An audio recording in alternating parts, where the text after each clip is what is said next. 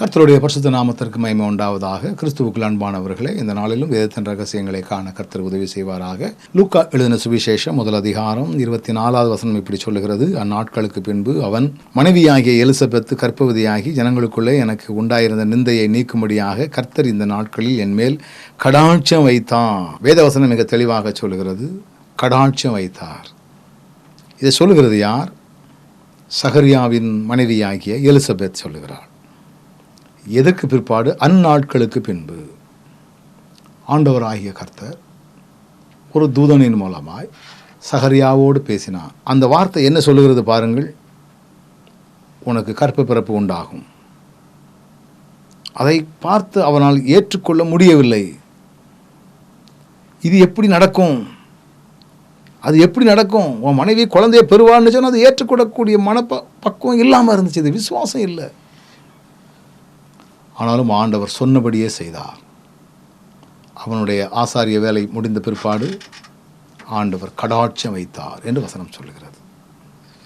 ஆண்டவர் இரக்கம் பாராட்டினார். எலிசபெத் மேலே ஆண்டவர் கடாட்சம் வைத்ததுனால ஆண்டவர் இப்படிப்பட்ட ஒரு காரியத்தை செய்ததாக வேதவசனம் மிக தெளிவாக நமக்கு சொல்லுகிறது. ஆண்டவருடைய கடாட்சம் நமக்குள்ளே இருக்கும் பொழுது அவர் சொன்ன வார்த்தைகள் நம்ம நிறைவேறுவதற்கு அது ஏதுவாக காணப்படும். தன்னுடைய சரீரமெல்லாம் செத்துப்போன நிலையிலும் ஆண்டவர் கடாட்சம் வைத்தால் அவைகள் கிட்டக்கூடிய வாய்ப்புகள் உண்டு. மருத்துவத்திலே முடியாது என்று முற்றுப்புள்ளி வைத்த காரியங்கள் கூட ஆண்டவர் கடாட்சம் வைத்தால் அவைகளை பெற்றுக்கொள்ளக்கூடிய வாய்ப்புகள் உண்டு. இனி ஒப்பேராது என்று சொல்லி பலர் பல்வேறு வகையான முறைகளிலே அறிவித்தாலும் ஆண்டவர் கடாட்சம் வைத்தால் அவைகளிலிருந்து மீட்பை பெற்றுக்கொள்ள கர்த்தர் நமக்கு உதவி செய்வார்.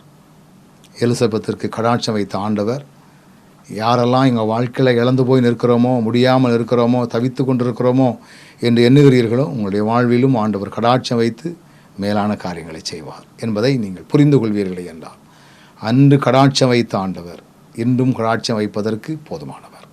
நல்ல ஆண்டவரே, ஒரு விசை உம்முடைய கடாட்சத்தை வைத்து எங்கள் எழுது இரக்கம் பாராட்டி உம்முடைய கிருபைகளினால் எங்கள் நடத்தப் போகிற தயவிற்காக உமக்கு நன்றி. தொடர்ந்து நடத்தும், காத்துக்கொள்ளும். இயேசுவின் நாமத்தில் ஜெபிக்கிறோம் நல்ல பிதாவே, ஆமென்.